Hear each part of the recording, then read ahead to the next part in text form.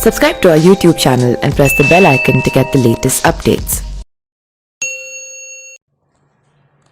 जब प्यार करने वाले शादी के बंधन में बंधे बिना ही साथ रहने का फैसला लेते हैं तो उसे लिव इन रिलेशनशिप कहते हैं। लेकिन देश के कई आदिवासी इलाकों में ढूकू नाम से लिव इन की प्रथा सदियों से चली आ रही है। यहाँ ढूकू कपल 70 की उम्र में भी शादी रचा लेते हैं। यह प्रथा झारखंड में सबसे ज़्यादा खूंटी, गुमला और सिमडेगा जिले में प्रचलित है।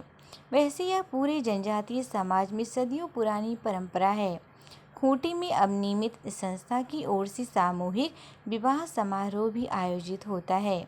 इसमें जिंदगी के कई बसंत पार कर चुके ढूकू रहने वाले बुजुर्ग जोड़ी विवाह बंधन में बंधते हैं। शादी के बाद इनके ऊपर से ढूकू का टैग हट जाता है। उनकी शादी को सामाजिक मान्यता मिल जाती है। ईसाई धर्म के एक विवाह कार्यक्रम में सबसे बुजुर्ग जोड़ी सैदावा आइंदा और फुलमनी आइंदा की शादी हुई थी।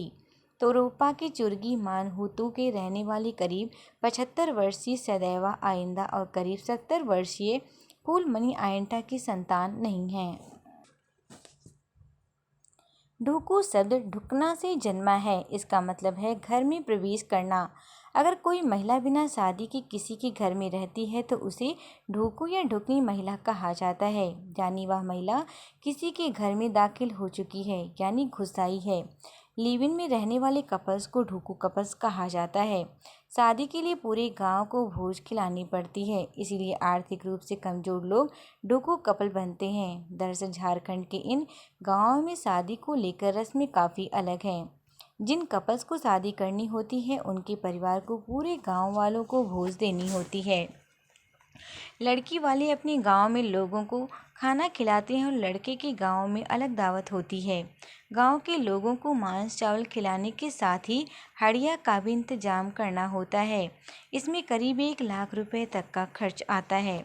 दिन के 200 से 250 रुपये कमाने वाले परिवार के लिए इतनी बड़ी रकम जमा करना काफ़ी मुश्किल होता है। ऐसे में प्यार करने वाले जोड़े बिना शादी के ही साथ रहना शुरू कर देते हैं। इसीलिए ये महिलाएं ढूकू कहलाती हैं। इन्हें समाज में इज्जत नहीं मिलती। ढूकू कपल्स के बच्चों को कानूनी अधिकार नहीं मिलता है। सिंदूर तो लगा लेती हैं लेकिन घर की पूजा में शामिल होने की इजाज़त नहीं मिलती है। ढूकू कपल्स को शादी करने के लिए गांव वालों को दावत देने के साथ ही पंचायत को जुर्माना भी भरना पड़ता है। यह नियम हर गांव में अलग अलग है। ऐसा माना जाता है ढूकू कपल समाज की परंपरा को तोड़कर साथ में रहते हैं, इसीलिए इन्हें शादी करने से पहले एक आर्थिक दंड के रूप में कुछ रुपए गांव की पंचायत को देनी होगी। खूंटी की असीम मिंजा बताती हैं कि वह ढूकू इसीलिए भी बनी क्योंकि दोनों परिवार आर्थिक रूप से बहुत कमज़ोर थे। भोज देने के लिए पैसे नहीं थे। गांव वालों को खिलाने के लिए करीब 1.5 लाख रुपए तक का खर्चा था। इतने पैसे किसी के पास नहीं थे। जब शादी करने गई तब गांव वालों ने उनके ऊपर जुर्माना भी लगाया था। शादी करना ज़रूरी इसलिए था क्योंकि जिन ढूकू कपल्स के बच्चे होते हैं उन्हें समाज और कागज में पहचान नहीं मिलती। बच्चों को पिता का नाम नहीं मिल पाता। यही दिक्कत राशन कार्ड और स्कूल में दाखिला के समय होता है। इन बच्चों को पिता की संपत्ति पर भी कोई अधिकार नहीं होता। उनकी विधिवत शादी इसलिए करा दी जाती है ताकि उन्हें उनकी पैतृक संपत्ति में हिस्सा मिल सके, अपनी संतान की भी विधिवत शादी कर सकें। झारखंड के इन गांवों में ढूकू कपल्स का विवाह कराने वाली सामाजिक संस्था निमित्त की संस्थापक सदस्य निकिता सिन्हा बताती हैं कि 2016 में सामूहिक विवाह की पहल शुरू हुई। अब तक करीब 4000 से अधिक ढूकू कपल्स की शादी करा चुकी हैं। पैसों की तंगी के कारण ये कपल शादी नहीं कर पाते थे।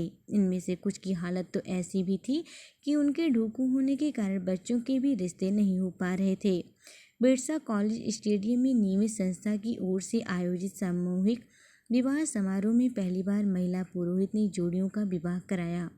सरना धर्मावलंबियों का विवाह अगली पहनाई ने कराया। वहीं ईसाई धर्मावलंबियों का विवाह 2 महिला पुरोहित ने संपन्न कराया।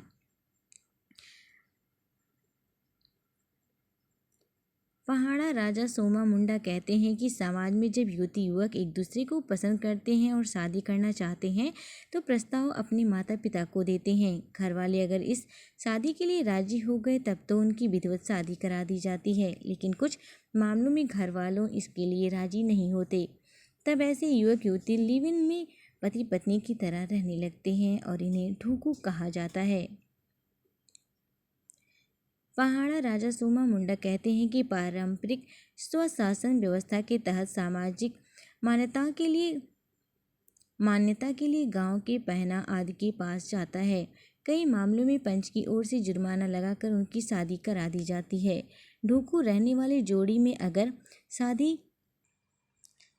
जुर्माना लगाकर इनकी शादी करा दी जाती है। ढूकू रहने वाली जोड़ी में अगर शादी से पहले किसी कारणवश किसी की मृत्यु हो जाती है तो उसे गांव के सामूहिक मसना में दफनाया भी नहीं जाता। सरना समाज में एक ही गोत्र के युवक व युवती के बीच शादी नहीं होती है। ऐसी शादी को समाज कभी मान्यता नहीं देता है। Subscribe to our YouTube channel and press the bell icon to get the latest updates.